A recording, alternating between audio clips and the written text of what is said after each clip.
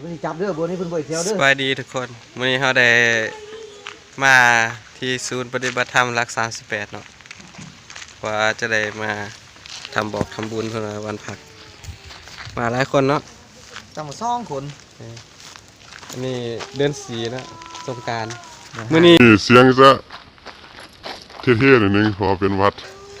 บ่เคยเป็นหรอกครับ เดี๋ยวเราไปเบิ่งบรรยากาศภายในนะเป็นอะไรนะ